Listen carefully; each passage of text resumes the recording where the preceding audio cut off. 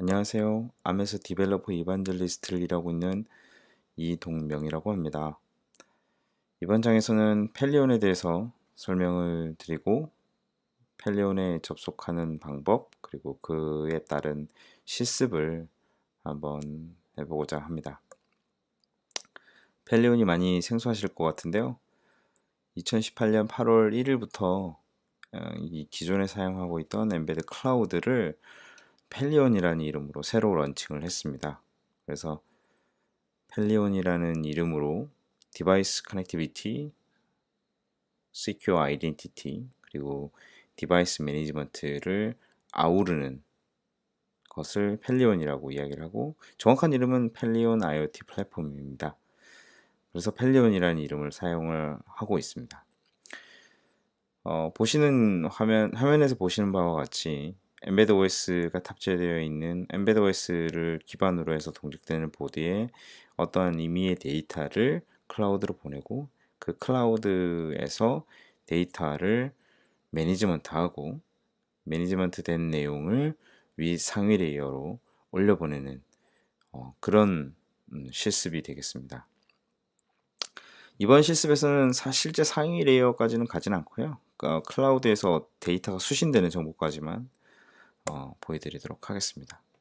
이와 본 강의에서 설명드릴 전반적인 내용들은 지금 화면에 보고 계시는 페이지에 다 나와 있습니다. 다만 화면에서 본 위키페이지에서 설명하고 있는 하드웨어 구성이 다르기 때문에 여기서 설명하고 있는 내용 중 두 부분을 제외한 나머지 부분이 거의 대동소이합니다. 그래서 제가 설명드릴 부분은 제일 먼저 보드, 하드웨어 구성이 다르다는 것을 설명을 드릴 거고요. 그리고 보드 구성이 달라짐에 따라서 그 컨피규어가 달라집니다. 그래서 그 두 가지를 설명을 드릴 것입니다. 제가 사용할 보드 구성은 보시는 바와 같이 화면에 이렇게 3단으로 스택이 되어 있는데 실제 사용되는 구성이고요. 중간에 본 강의에서는 중간에 있는 센서 보드를 연결하지 않아도 동작에는 문제가 없습니다. 그래서 중간에 보드가 없으신 분들은 빼고 사용을 하셔도 무방합니다. 그리고 추가적으로 이 SD카드 쉴드가 필요합니다. 이 SD카드 쉴드가 엠베드 클라우드와 연결될 때 보안 관련해서 일부 데이터를 저장을 해야 되는데요. 그때 사용하게 됩니다. 그래서 화면에 보이는 보드 구성과 핀이 달라지기 때문에 그 부분에 대한 설명이 필요하고요. 그 다음에 위즈파이 310 쉴드에 대한 설명도 아울러 같이 진행을 할 예정입니다. 자, 본격적으로 진행을 하시죠. 제일 먼저 코드를 봤습니다. 여기 나와 있는 대로 엠베드에서 임포트를 시켜서 진행을 하시면 되겠습니다. 저 같은 경우에는 미리 받아놓은 게 없네요. 그래서 받아보겠습니다. -v 옵션을 붙이면 현재 받아지고 있는 정보에 대한 디테일 정보를 화면에 출력을 하게 됩니다. 그래서 그 부분이 필요 없으신 분들은 -v 옵션을 빼셔도 무방합니다. 근데 너무 오래 걸려서 잠깐 끊고 V 옵션을 빼고 다운로드를 받았어요. 받는데도 한 5분 정도 걸리네요. 네, 다 받아졌고요. 보시면 네, 그래서 모든 리소스들이 다 들어온 것을 확인할 수 있습니다. 자, 여기서 수정할 부분이 있는데요. 앞서 말씀드린 대로 위즈파이 310 보드를 사용하고 있고 그에 따른 세팅을 진행하기 위해서 embed app.json 요 파일을 수정을 해줘야 됩니다. 지금 embed app.json 파일을 보면 위즈파이 310 즉 와이파이 모듈을 사용하기 위한 세팅들이 빠져 있어요. 뭐 예를 들면은 네트워크 인터페이스가 이더넷으로 되어 있다든지 그리고 버퍼 관련된 내용들이 빠져 있어서 콤피그스 안에 보면 와이파이 내용을 먼저 볼까요? 보시면 다음과 같이 와이파이 세팅도 있고 이더넷 세팅도 있어요. 이 중에 ESP8266 제이슨 파일을 이용하면 위즈파이 310 보드가 돌아가기 때문에 얘를 복사를 하겠습니다. 엠베드 이걸로 복사를 하고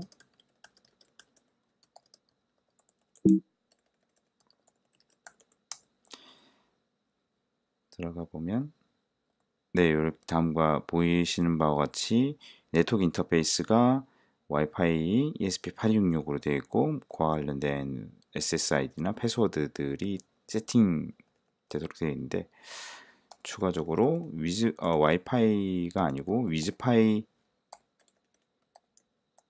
310입니다. 그리고 SSID와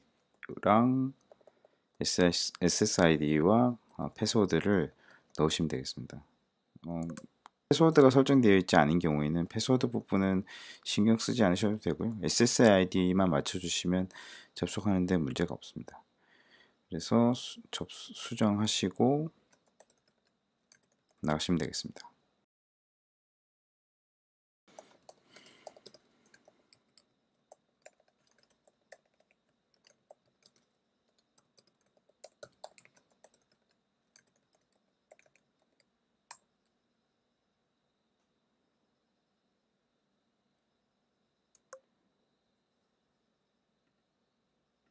네, 컴파일이 완료가 안 됐어요.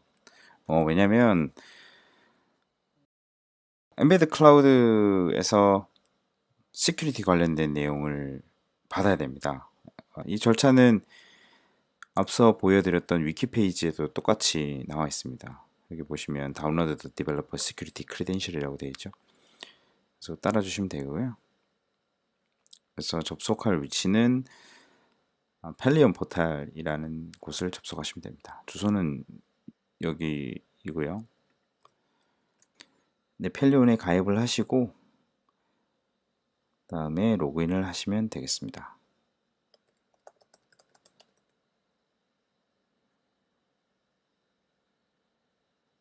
네, 접속을 하시면 다음과 같은 화면을 볼 수 있습니다. 근데 앞서 보여드렸던 화면과 조금 다른데요. 지금 여기에 나와 있는 곳과는 조금 틀립니다. 그래서 디바이스 아이덴티티에 먼저 가셔가지고요. 그 다음에 Certificate 들어가시면 아무런 메뉴가 없습니다. 근데 우측 상단에 보시면 New Certificate가 있어요. 근데 여기서는 다른 데를 알려주잖아요. New Certificate를 추가합니다. 저는 이미 이전에 등록한 내용이 있어서 테스트 디바이스 포 해커톤 2라고 명령을 하겠습니다.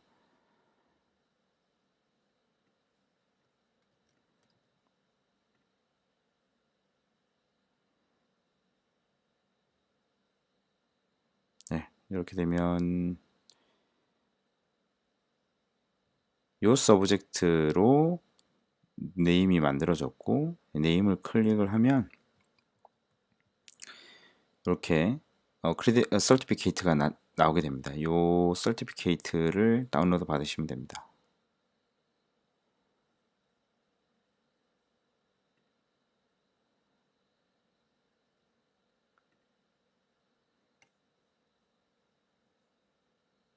그리고 이 서티피케이트를 아까 작업하시던 폴더에 복사를 하시면 되겠습니다. 그래서 저는 다운로드 폴더에 받았기 때문에 다운로드에 있는 클라우드 디바이스 크레덴셜을 여기 폴더로 복사를 왔습니다. 그러면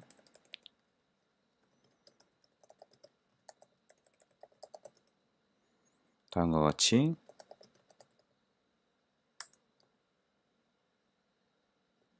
수정된 내용을 보실 수 있어요. 그래서 엔드포인트 네임이 앞서 수정하셨던 서브젝트의 커먼 네임이 엔드포인트 네임이 되겠습니다. 그래서 그대로 들어갔고요. 그 다음에 어카운트 아이디는 제 이메일 계정에 따른 발행된 어카운트 아이디입니다. 그리고 부트스트랩 서버는 엠베드 펠리온의 서버 주소가 되겠고요. 나머지는 서티피케이트와 관련된 부분입니다. 그래서 다시 빌드를 합니다.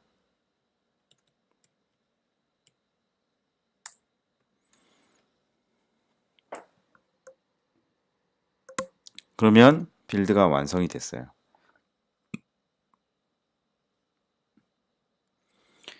다시 가이드 탭으로 가면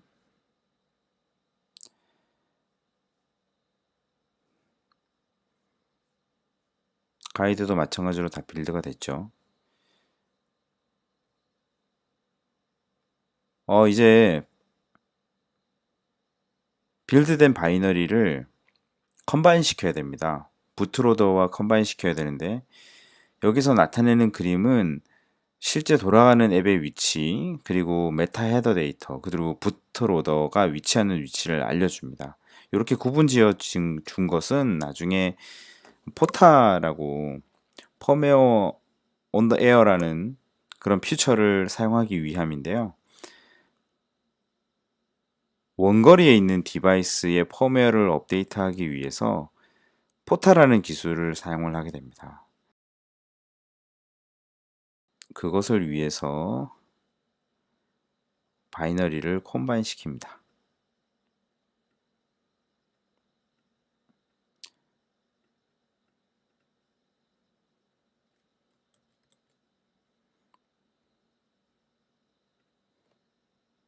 네, 그러면은 현재 제가 사용하고 있는 폴더에 컴바인드 바이너리가 생성이 됩니다. 그러면 이 컴바인드 된 바이너리를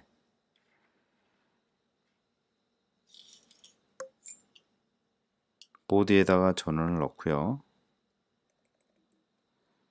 보드에 제대로 붙었는지 한번 보겠습니다. 네, 제가 맥 유저이기 때문에 맥에는 볼륨 밑에 노드 언더바 F429ZI라는 연결이 확인이 됩니다. 윈도우 같은 경우에는 장치 관리자에서 연결이 되는지 확인할 수 있고요. 리눅스 같은 경우에서도 마운트 된 것을 가장 쉽게 바탕화면에서 확인을 하거나 지정된 지정된 위치에 아마 MNT 밑에 있었던 걸로 기억을 하는데요. 그 위치에서 이 노드를 확인하실 수 있을 것입니다. 그래서 컴바인드 된 바이너리를 복사를 합니다. 복사를 하면 보드에서 깜빡깜빡거리게 되고요. 퓨징된 바이너리가 정상 동작하는 경우 다시 DEP 링크를 재접속해서 메시지가 뜨게 됩니다. 이와 같은 상황에서 하나를 더 띄워 보죠. 이제 터미널을 띄워야 됩니다.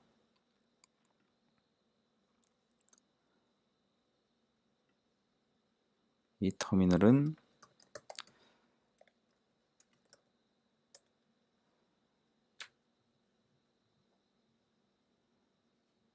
자, 다시 보시면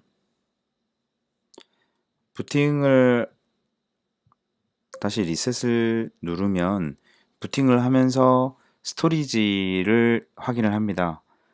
앞서 제일 본 동영상 강의의 첫 번째에 SD카드 쉴드에 SD카드를 넣어야 된다라고 말씀을 드렸는데요.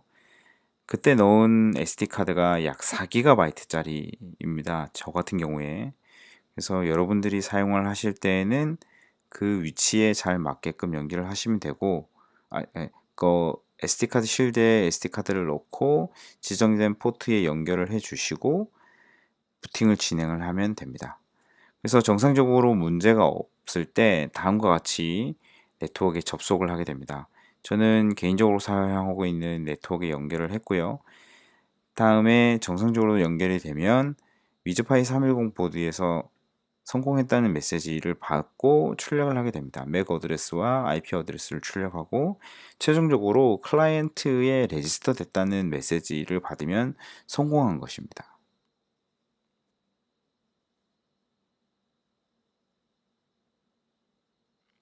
자, 그럼 서버로 한번 가보시죠. 펠리온으로 가서 디바이스의 상태가 어떤지를 한번 보도록 하겠습니다.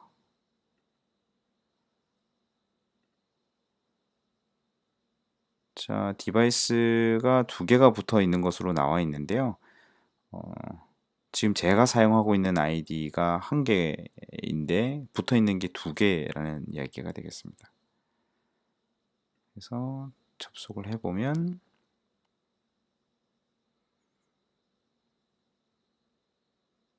네, 또 있죠.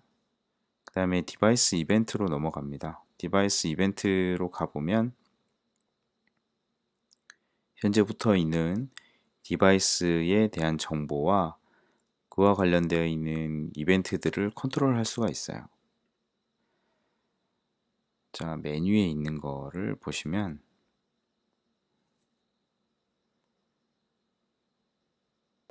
다음과 같이 확인할 수 있고요. 디테일에 가보시면 관련된 정보들을 다 얻으실 수 있습니다.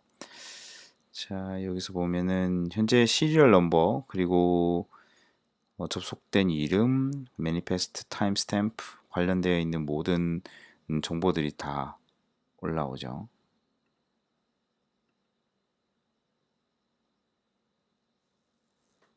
리소스를 한번 보시겠습니다. 이 리소스는 LWM2M과 관련되어 있는 IPSO 넘버들입니다. 디바이스에 관련되어 있는 내용들인데요. 보시면 현재 사용할 수 있는 리소스가 방금 시리얼 터미널에서 노티파이드 콜백이라는 3200-05001이라는 요 넘버를 컨트롤할 수 있다고 되어 있습니다. 그래서 요 넘버는 사실 3200이 나타내는 의미가 있고 그러니까 주번호, 부번호가 나타내는 의미가 있습니다. 요 의미는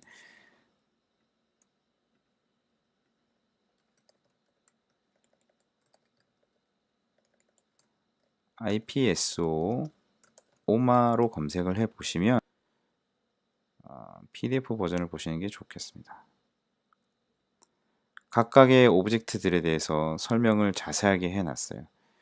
그래서 요거를 보시면 이해를 하실 수 있습니다. 자, 방금 전에 저희가 봤을 때 3200이었잖아요. 3200은 여기 디지털 오브젝트에 관한 내용입니다. 보다 더 자세한 내용은 여기에 들어가셔가지고 한번 보시면 될 것 같습니다.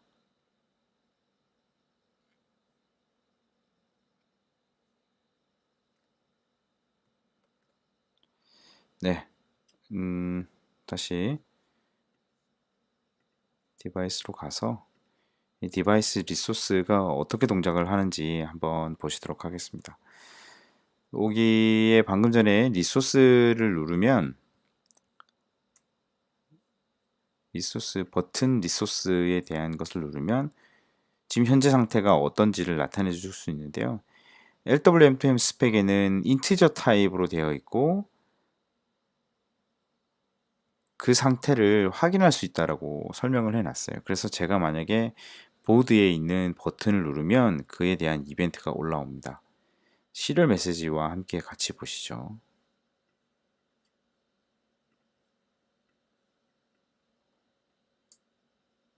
자, 버튼을 한번 눌렀을 때 채터링에 의해서 2번이 올라간 것 같은데요.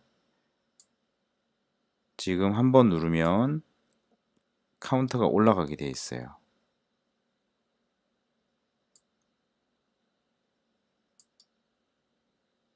그죠?